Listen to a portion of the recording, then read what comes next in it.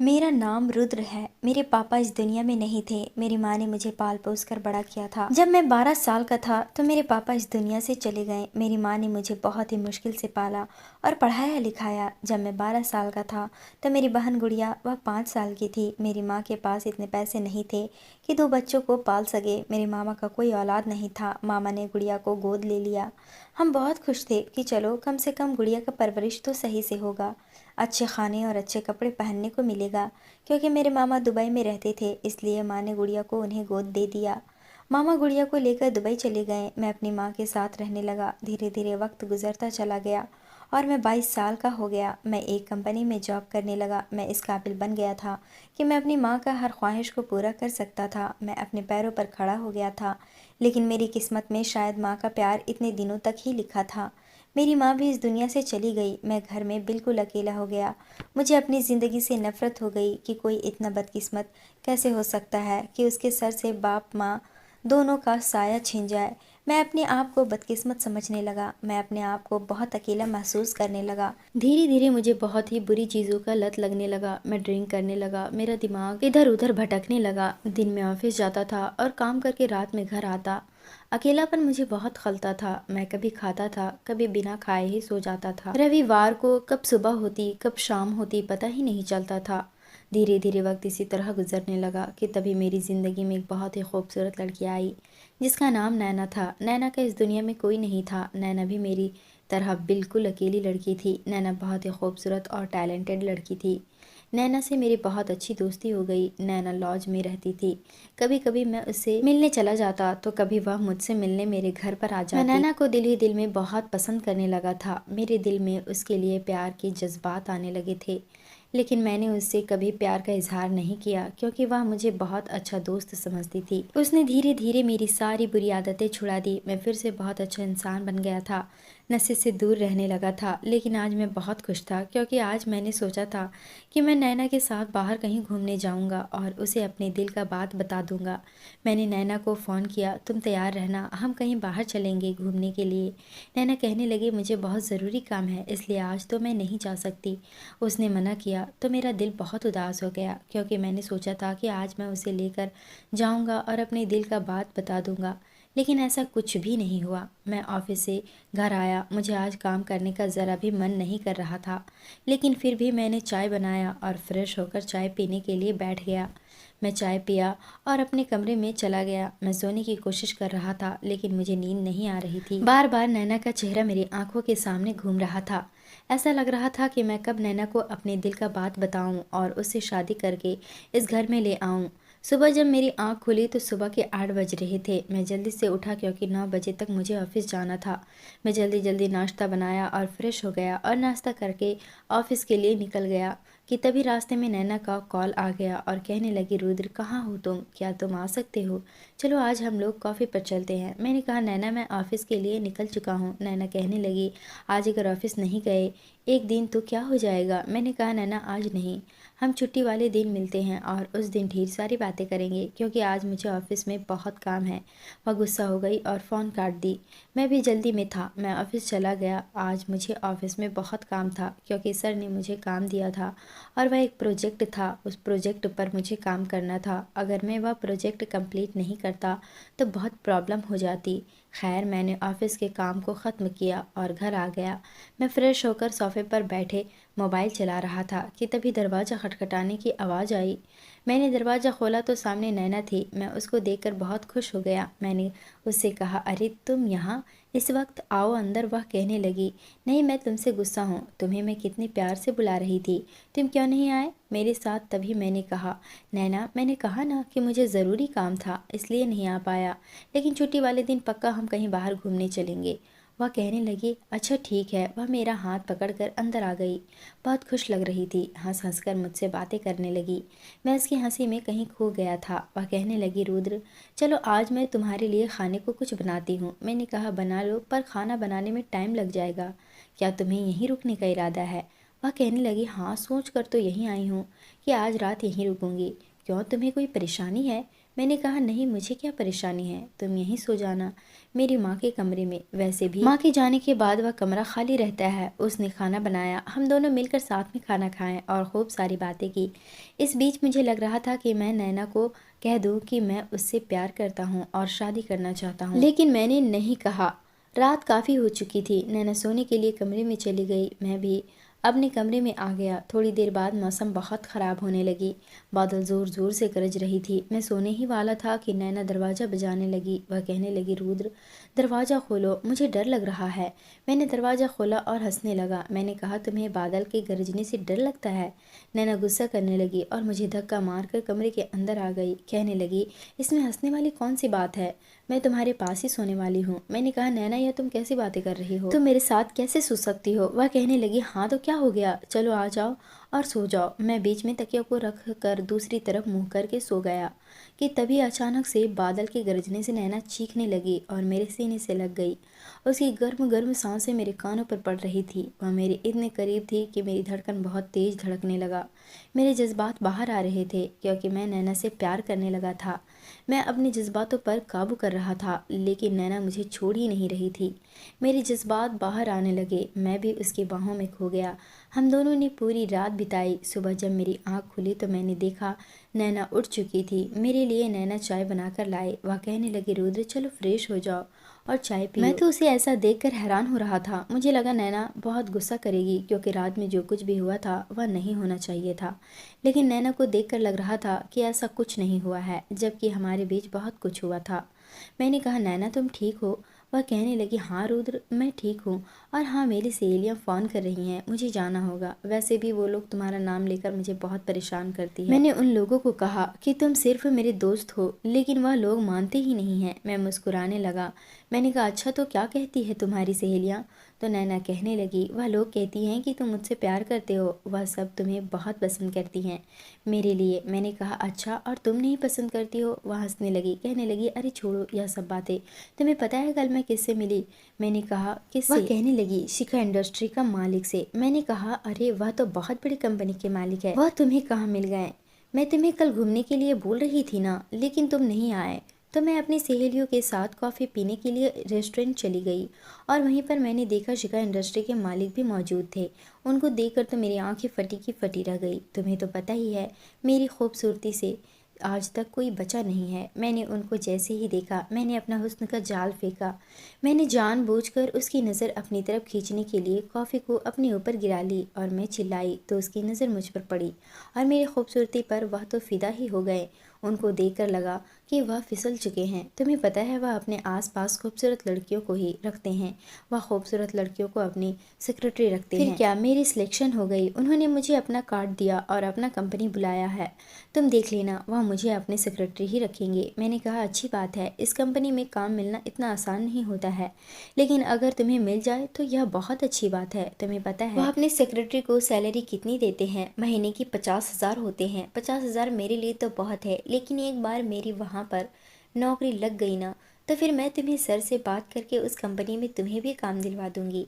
मैंने कहा, नहीं उसकी कोई ज़रूरत नहीं है, मैं इस कंपनी में काम करके खुश हूँ। नैना कहने लगी, अच्छा खैर छोड़ो यह सब बातें, मैं चलती हूँ। नैना इतना कहकर चली गई। मैं भी अपना ऑफिस के लिए तैयार होकर निकल गया। दिन इसी तरह गुजर रहे थे। नैना को उस कंपनी में जॉब मिल गई थी। कुछ दिनों बाद नैना मेरे पास आई। वह बहुत परेशान लग रही थी। मैंने कहा, नैना तुम परेशान क्यों हो, तुम ठीक तो हो? वह कहने लगी, रुद्र मुझे तुमसे बहुत ज़रूरी बात करनी है। मैंने कहा, क्या ज़रूरी बात करनी है, बोलो। वह कहने लगी, मैं प्रेग्नेंट हूँ। मैं यह सुनकर बहुत खुश हो गया था। मैंने कहा, तो इसमें परेशान होने वाली क्या बात है? नैना, यह तो खुशी की बात है। वह कहने लगी, क्या रुद्र ये तुम कैसी बातें कर रहे हो, यह खुशी की बात है तुम्हारे लिए। मैंने कहा, नैना तुम मेरी तरफ देखो, मैं तुमसे बहुत प्यार करता हूँ और मैं तुमसे अपने दिल की बात करने वाला था, लेकिन मुझे तुमसे यह कहने की हिम्मत नहीं हुआ। लेकिन आज मैं कह सकता हूँ कि मैं तुमसे बहुत मोहब्बत करता हूँ और मैं तुमसे शादी भी करना चाहता हूँ। मेरा यह कहना था कि नैना ने मेरा हाथ झटक दिया और कहा, रुद्र मैंने कभी ऐसा नहीं सोचा है। मैंने अभी शादी के बारे में नहीं सोचा है, मुझे बहुत आगे बढ़ना है, मुझे अपनी ज़िंदगी में कामयाब होना है, मैं अभी शादी नहीं कर सकती। तो फिर क्या तुम बच्चे को? वह कहने लगी, हाँ मैं अबॉर्शन करवा लूँगी। मैंने कहा, नैना ऐसा मत करो, देखो यह मेरा बच्चा है, हमारा बच्चा है, यह बच्चा हमारे प्यार की निशानी है, इस बच्चे को आने दो इस दुनिया में। वह कहने लगी, नहीं अभी मैं इन सब मामलों में नहीं पड़ना चाहती, बच्चे शादी यह सब मैंने सोचा ही नहीं है। नैना गुस्से से पैर पटक कर चली गई। मैं नैना को मनाने की कोशिश करने लगा, लेकिन नैना नहीं मानी और उसने अबॉर्शन करवा लिया। मुझे बहुत बुरा लगा, मेरे दिल को बहुत दुख हुआ। मैंने नैना से सारे रिश्ते तोड़ दिए और मैंने खुद से वादा कर लिया कि अब मैं इसकी ज़िंदगी से बहुत दूर चला जाऊंगा। मैं अपनी ज़िंदगी में आगे बढ़ गया। उस दिन के बाद से नैना से भी मेरी कभी मुलाकात नहीं हुई। मैंने उसको आखिरी बात यही कहा था कि नैना देख लेना, जब तुम्हें मेरे प्यार का एहसास होगा ना, तब तक बहुत देर हो चुकी होगी। उसने कहा, यह प्यार व्यार कुछ भी नहीं होता, पैसा है तो सब कुछ है। मैं अपनी ज़िंदगी में वापस लौट आया, जहाँ था मैं वहीं पर आ गया। मैं फिर से बिल्कुल अकेला हो गया। नैना मेरी ज़िंदगी से चली गई, हमेशा हमेशा के लिए। मैं गांव छोड़कर मुंबई चला आया और यहाँ एक कंपनी में जॉब करने लगा। धीरे धीरे वक्त गुजरता चला गया। इस बीच मेरी ज़िंदगी में एक बहुत ही सिंपल साधारण सी लड़की आई, जिसका नाम समायरा था। समायरा का इस दुनिया में कोई नहीं था। वह मुंबई में अपने चाचा के साथ रहती थी। समायरा मेरी दोस्त की कज़न थी। समायरा से मेरी मुलाकात एक पार्टी में हुई थी। मेरे दोस्त ने समायरा से मिलवाया था। एक दिन मेरे दोस्त ने बताया कि रुद्र, समायरा तुमसे मिलना चाहती है। मैंने कहा, वह मुझसे क्यों मिलना चाहती है? मेरा दोस्त कहने लगा, पता नहीं, लेकिन वह तुमसे मिलना चाहती है। मैंने कहा, अच्छा ठीक है। मैं उससे मिलने उसके पते पर पहुंच गया। समायरा वहां मेरा इंतज़ार कर रही थी। जब मैं समायरा से मिला तो उसने कहा, रुद्र, मुझे तुम्हारे बारे में सब कुछ पता है। मेरी कज़न ने तुम्हारे बारे में मुझे सब कुछ बता दिया है। मैं अपने दोस्त को सब कुछ बता चुका था, अपना बीता हुआ कल भी उसे बता चुका था। मैंने कहा, उसने तुम्हें मेरे बारे में क्यों बताया? समायरा कहने लगी, मैंने उनसे तुम्हारे बारे में पूछा था, तुम मुझे अच्छे लगे, मैं तुमसे शादी करना चाहती हूँ। मैं प्यार पर भरोसा नहीं करती, मुझे शादी पर यकीन है। क्या तुम मेरा हाथ थामोगे? मैंने समायरा को हाँ कर दिया, क्योंकि मैं भी शादी पर यकीन करता था। प्यार से तो मेरा भी भरोसा उठ चुका था। समायरा ने कहा, मेरा भी इस दुनिया में कोई नहीं है, जो है मेरे चाचा हैं। मैं चाहती हूँ कि तुम मेरे चाचा से मिलकर मेरा हाथ मांग लो, बाकी मैं अपने चाचा को मना लूँगी, वह तुम्हें ज़रूर पसंद करेंगे। मैंने कहा, ठीक है। दूसरे दिन मैं समायरा के घर गया। समायरा के चाचा से मिलकर पता चला कि समायरा के चाचा बहुत ही अच्छे दिल के आदमी हैं। उन्होंने कहा, बेटा, मैं बस चाहता हूँ कि समायरा तुम्हारे साथ खुश रहे और इसके सिवा मुझे तुमसे कुछ भी नहीं चाहिए। मैंने हाँ में सर हिला दिया। समायरा के चाचा ने शादी की तैयारी शुरू कर दी। एक हफ्ते में हमारी शादी होने वाली मेरी तरफ से जो हो पाया मैंने समायरा के लिए लिया। आज तक मैंने जितने भी पैसे जमा किए थे, उससे मैंने एक छोटा सा घर ले लिया और उस घर को मैंने सजा दिया। देखते देखते एक हफ्ता बीत गया और हमारी शादी का दिन भी आ गया। आज हमारी शादी थी। मैं मंडप में बैठा समायरा का इंतज़ार कर रहा था। समायरा को देखकर मेरी आंखों में आंसू आ गए। वह दुल्हन के जोड़े में बहुत खूबसूरत लग रही थी। हमारी शादी हो गई। मैं समायरा को लेकर अपना छोटा सा घर आ गया। मैंने समायरा का गृह प्रवेश खुद किया और उसका हाथ थामकर अंदर लेकर कमरे में आ गया। मेरी आंखों में आंसू थे। समायरा मेरी आंखों में आंसू देखकर मेरे सीने से लग गई। वह कहने लगी, रुद्र, आज के दिन तुम्हारी आंखों में आंसू, मैं तुम्हारी आंखों में कभी आंसू नहीं देख सकती। मैं तुमसे बहुत प्यार करती हूँ। मैंने कहा, नहीं, यह आंसू तो बस यूं ही आ गए, माँ का याद आ गया। खैर, मैं भी समायरा की बाहों में खो गया और हम दोनों ने अपनी ज़िंदगी की शुरुआत की। सुबह जब मेरी नींद खुली तो समायरा सो रही थी और सोते हुए बहुत प्यारी लग रही थी। मैं किचन में गया और कॉफ़ी बनाया। मैं कॉफ़ी लेकर समायरा के पास आया। मैं समायरा को उठाने ही वाला था कि अचानक से किसी ने दरवाज़ा खटखटाया। मैंने जब दरवाज़ा खोला तो मेरी आंखें फटी की फटी रह गई, क्योंकि मेरे घर के दरवाजे के पास शिखा इंडस्ट्री का मालिक था। मैं उन्हें देखकर हैरान हो गया। वह कहने लगे, अंदर नहीं बुलाओगे? मैंने कहा, हाँ क्यों नहीं, लेकिन आप यहाँ पर? वह कहने लगा, हाँ, यहाँ मेरी बहुत ही कीमती चीज़ है। मैं उनकी बातें समझ नहीं पा रहा था। तभी समायरा बाहर निकल आई और कहने लगी, आप यहाँ कैसे? इससे पहले कि मैं अपना होश खो दूँ, आप यहाँ से चली जाएं। तभी वह कहने लगे, बेटा, मुझसे इतनी नफरत मत करो। अब मुझे तुम्हारी यह नफरत बर्दाश्त नहीं होती। तुमने अपनी ज़िंदगी की नई शुरुआत की और तुमने मुझे बताया तक नहीं। इतनी नफरत करती हो तुम मुझसे? उनकी आंखों में आंसू था। मैंने कहा, समायरा, यह सब क्या हो रहा है? वह कहने लगी, रुद्र, मैं तुमसे माफ़ी मांगती हूँ। मैंने तुमसे झूठ बोला था कि मेरा इस दुनिया में कोई नहीं है। यह बदकिस्मती से मेरा बाप है, लेकिन बाप कहलाने के लायक नहीं। ये इन्होंने बाप का कोई फर्ज अदा नहीं किया तो मैं कैसे मान लूँ ये मेरा बाप है? क्यों आए हैं ये मेरे पास? मैं कौन हूँ आपकी? उसके पापा कहने लगे, समायरा ऐसा मत कहो, मैं तुम्हें अपने साथ लेने के लिए आया हूँ। देखो यह मेरी आखिरी ख्वाहिश समझ लो। क्या तुम अपने पापा की आखिरी ख्वाहिश भी पूरा नहीं करोगी? डॉक्टर ने कहा है कि अब मैं कुछ ही दिनों के लिए इस दुनिया में हूँ। समायरा के पापा की आंखें लाल हो चुकी थी। मुझसे उनका दर्द देखा नहीं गया। मैंने समायरा से कहा, देखो मैं नहीं जानता क्या था क्या नहीं था, लेकिन आज मैं इतना कह सकता हूँ कि तुम्हारे पापा तुमसे बहुत प्यार करते हैं समायरा। माँ बाप का इस दुनिया में होना ही बहुत बड़ी बात है। भूल जाओ और अपने पापा को माफ़ कर दो। तभी समायरा कहने लगी, तुम नहीं जानते रुद्र, इन्होंने क्या किया है। तुम्हें पता है, इन्होंने मेरी माँ को मरता हुआ छोड़ दिया। इतनी बड़ी कंपनी के मालिक होकर भी यह बहुत गरीब आदमी है। इन्होंने अपनी ज़िंदगी में बस अय्याशियाँ की है। इन्हें ना अपनी पत्नी का कुछ खबर था और ना अपनी बच्ची का। मैं बचपन में इनके प्यार के लिए तरसती थी, लेकिन मेरे लिए इनके पास ज़रा भी वक्त नहीं था। जब मुझे उनकी सबसे ज़्यादा ज़रूरत थी तो इन्होंने मुझे नौकरों के हवाले करके खुद अपने दिन और रात रंगीन करते रहे, और मैं इन्हें माफ़ कर दूँ? कैसे माफ़ कर दूँ रुद्र? मैंने कहा, समायरा भूल जाओ। सुना नहीं तुम्हारे पापा ने कहा है उनकी आखिरी ख्वाहिश है। क्या तुम उनकी आखिरी ख्वाहिश भी पूरा नहीं करोगी? उन्होंने अपना फ़र्ज नहीं अदा किया तो क्या हुआ? तुम अपनी बेटी होने का फ़र्ज अदा करो। समायरा ने मेरी बात मान ली। उसके पापा ने बहुत जिद किया कि समायरा मेरे साथ चलो। अपने घर मेरी पत्नी नहीं जाना चाहती थी। मैं भी नहीं जाना चाहता था। जाहिर सी बात है, मैं उन लड़कों में से नहीं था कि दौलत के पीछे भागे। लेकिन फिर समायरा कहने लगी कि तुम चाहते हो ना मैं पापा को माफ़ कर दूं, तो तुम्हें भी मेरे साथ चलना होगा। मैं तुम्हारे बिना नहीं रह सकती। मैंने समायरा की बात मान ली। हम दोनों समायरा के पापा के साथ उनके बड़े से बंगले में आ गए। मैं जैसे ही दरवाजे के पास गया, सामने का मंजर देखकर मेरे कदमों तले से ज़मीन खिसक गई। सामने नैना खड़ी थी। मैं उसे देखकर हैरान नहीं हुआ, लेकिन समायरा के पापा ने आगे जो बात की उसे सुनकर मेरे होश उड़ गए। उन्होंने कहा, रुद्र इनसे मिलो, ये है मेरी पत्नी नैना। इतना कहना था कि मैं खामोश हो गया। मेरी ज़बान से एक लफ्ज़ भी नहीं निकला। इसका मतलब समायरा सही कह रही थी। उसके पापा ने सिर्फ लड़कियों के पीछे ही अपनी ज़िंदगी बर्बाद की है।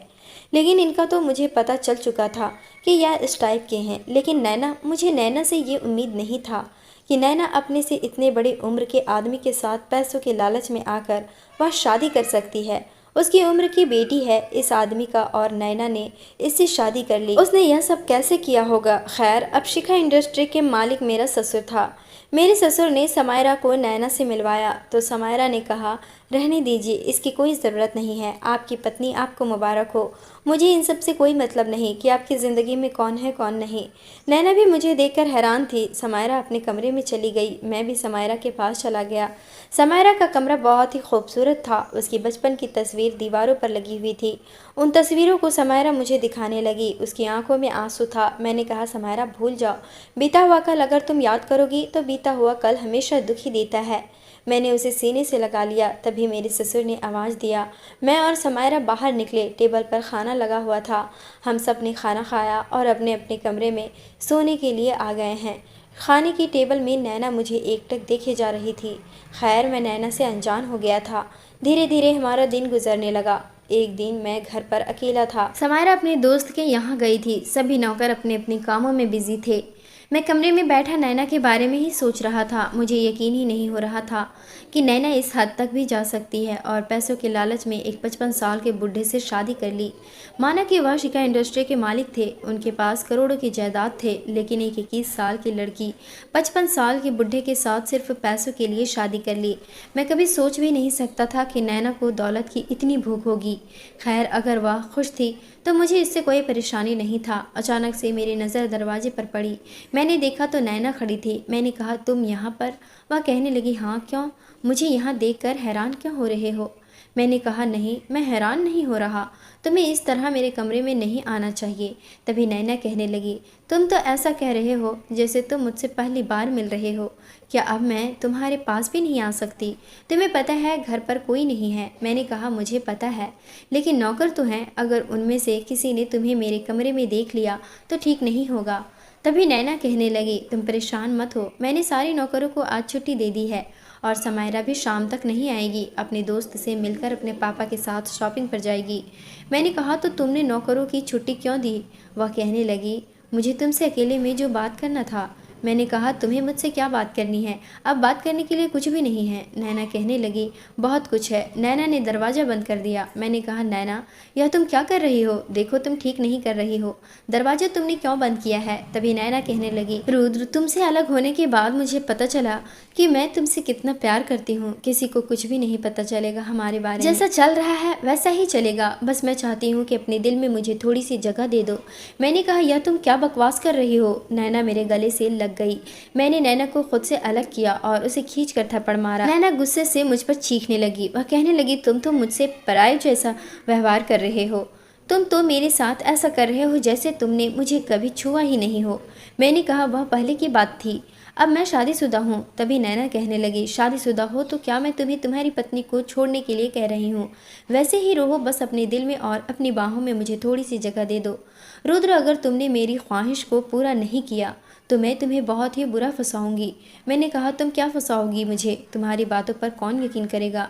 नैना कहने लगी मेरा पति, अगर मैंने कह दिया कि तुमने मेरे साथ ज़बरदस्ती करने की कोशिश की है अकेले में तो तुम्हारा क्या होगा। सोचो समायरा का दिल टूट जाएगा, समायरा का भरोसा तुमसे उठ जाएगा। नैना अब मुझे ब्लैकमेल करने लगी। मैं भी इसकी बातों में आ गया और उसके बेहद करीब हो गया। नैना मेरी बाहों में बहुत खुश थी, वह अपनी ख्वाहिश को पूरा करके जा चुकी थी। समायरा घर आई तो वह सीधे मेरे गले से लग गई। मैंने कहा क्या हो गया समायरा। वह कहने लगी कुछ नहीं, बस आज मुझे बहुत अच्छा लग रहा है। आज पहली बार मुझे ऐसा लगा कि मैंने मेरे पापा को पा लिया है। मैंने कहा अच्छा ऐसा क्या हो गया। तभी वह कहने लगी तुम्हें पता है पापा ने मुझे आज दुनिया की बहुत बड़ी खुशी दी है। मैंने कहा क्या, ऐसा क्या दिया है तुम्हारे पापा ने। वह कहने लगी उन्होंने अपने कीमती वक्त दिया है मुझे। तुम्हें पता है इसी वक्त के लिए मैं बचपन में तरसती थी। आज का दिन उन्होंने मेरी नाम कर दिया था। मैं और पापा आज दिन भर हम साथ थे। मैंने कहा चलो अच्छी बात है। समायरा कहने लगी नौकर दिखाई नहीं दे रहे हैं, सब कहाँ गए हैं। मैंने कहा मुझे नहीं पता, शायद छुट्टी पर होंगे। नैना ने समायरा के लिए कॉफ़ी बना कर लाया। थोड़ी देर के बाद मेरे ससुर घर पर आए और कहने लगे मुझे तुमसे कुछ ज़रूरी बात करनी है। उन्होंने कहा मैं चाहता हूँ कि आज के बाद तुम कंपनी संभालो, अब मैं यह कंपनी तुम्हारे हवाले करता हूँ। मैंने कहा यह आप क्या कह रहे हैं। उन्होंने कहा कि मेरा जो भी है सब तुम्हारा है। समायरा ने कहा रुद्र पापा सही कह रहे हैं। नैना भी कहने लगी हाँ रुद्र इसमें क्या परेशानी है। मैंने कहा ठीक है, अब कंपनी की जिम्मेदारी मेरी थी, लेकिन इधर मैं नैना की हरकतों से परेशान हो रहा था। मुझे नैना से इस तरह की उम्मीद ही नहीं थी। नैना चाहती थी कि मैं समायरा के साथ साथ उसकी ख्वाहिश भी पूरा करूं, लेकिन ऐसा कैसे हो सकता था। मैं अपनी पत्नी को धोखा नहीं देना चाहता था, लेकिन मैं बुरी तरह से फंस चुका था। अगर मैं नैना की बात नहीं मानता तो नैना मुझे बुरी तरह से फंसा देती। मैं फंस चुका था, लेकिन मैंने अब फैसला कर लिया। मैंने सोच लिया था कि मैं समायरा को सब कुछ बता दूंगा कि मेरी ज़िंदगी में जो लड़की पहले थी वह लड़की कोई और नहीं नैना ही थी, जो अब तुम्हारे पापा की पत्नी है। लेकिन मैं क्या बताता कि मैं उसके इतने करीब हो गया था कि वह मेरे बच्चे की माँ बनने वाली थी और उसने मुझे ठुकरा दिया था। यह सब समायरा को नहीं पता था। समायरा को बस इतना पता था कि मैं पहले किसी लड़की से प्यार करता था, उस लड़की को अपनी करियर बनानी थी, इसलिए उसने मुझे छोड़ दिया था। अगर समायरा को यह पता चल जाए कि नैना मेरे बच्चे की कभी माँ बनने वाली थी तो कहीं समायरा मुझसे नफरत ना करने लगे। मेरा बीता हुआ कल मुझे अब परेशान करने लगा। मैं समायरा से बहुत प्यार करने लगा था। मुझे उसके खोने का डर अब मेरे दिल में बैठ गया था। अब नैना को जब भी मेरे करीब आने का दिल करता तो वह समायरा की कॉफ़ी में नशे की गोलियां मिला देती। इस तरह से समायरा बेहोश हो जाती और मैं नैना के कमरे में जाता और उसकी ख्वाहिश को पूरा करता। धीरे धीरे दिन इसी तरह गुजरने लगे। मैं नैना की बातों में इस कदर आ गया था कि मैं यह भूल ही गया था कि जो मैं कर रहा हूँ उससे मैं समायरा को हमेशा हमेशा के लिए खो दूंगा। और ऐसा ही हुआ। मेरी ज़िंदगी में बहुत बड़ा तूफान आ गया। एक रात नैना मेरी बाहों में थी और समायरा को पता चल गया कि मैं उसके साथ कमरे में नहीं हूँ, बल्कि नैना के कमरे में उसके साथ हूँ। समायरा चीखने लगी, चिल्लाने लगी। उसने पूरे घर को अपने सर पर उठा लिया।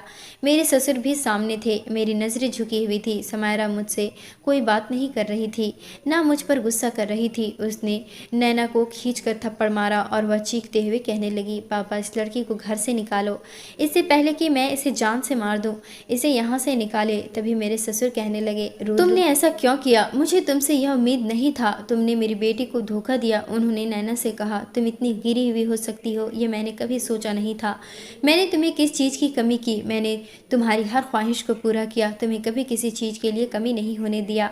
और तुमने मेरी ही बेटी के पति पर नज़र रखी। मेरे ससुर ने नैना को धक्के मारकर घर से निकाल दिया। मैंने भी नफरत भरी नज़रों से नैना को देखा, क्योंकि वह इसी के लायक थी। उसने मेरी ज़िंदगी भी बर्बाद कर दी। समायरा मुझसे नज़रें फेर ली। मैंने समायरा को मनाने की बहुत कोशिश की, लेकिन समायरा मेरे मुंह पर डिवोर्स के पेपर मार दिए।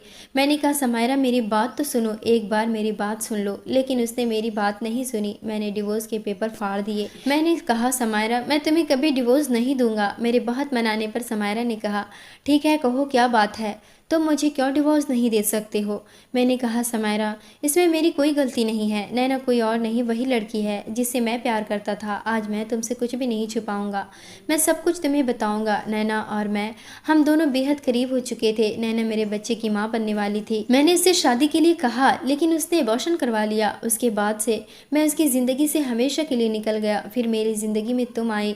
तुमसे मिलने के बाद मुझे लगा मेरी ज़िंदगी अब पूरी हो गई, लेकिन किस्मत ने मेरे साथ ऐसा खेल खेला कि मुझे फिर से उसके पास लाकर खड़ा कर दिया। वह मुझे देखकर ब्लैकमेल करने लगी, कहने लगी अगर मैंने उसकी ख्वाहिश पूरी नहीं की तो वह मुझे फंसा देगी कि मैं उसकी इज्जत पर हाथ डाल रहा था। मैं डर गया था कि कहीं वह मुझे फंसा ना दे और तुम मुझे छोड़ ना दो। इस डर से मैंने बहुत बड़ी गलतियां कर दी। मुझे तुम्हें सब कुछ सच सच बता देना चाहिए था। इतना कहकर मैं खामोश हो गया, लेकिन समायरा ने आगे जो बात कही है उसे सुनकर मेरे कदमों तले जमीन खिसक गई। उसने कहा कि रुद्र मुझे यह सब पता है, मुझे यकीन था कि तुम मुझसे कुछ भी नहीं छुपाओगे, तुम मुझे सब कुछ सच सच बता दोगे, लेकिन तुमने मुझे धोखा दिया। समायरा ने मुझसे आखिरी बात ये कहा कि रुद्र मुझे भूल जाओ। दोस्तों आप ही बताएं मुझे क्या करना चाहिए। क्या मुझे समायरा को भूल जाना चाहिए या मुझे उसे मना कर अपनी ज़िंदगी की नई शुरुआत करनी चाहिए। दोस्तों उम्मीद करती हूँ आपको हमारी कहानी पसंद आई होगी। कहानी पसंद आई है तो वीडियो को लाइक और चैनल को सब्सक्राइब ज़रूर करें।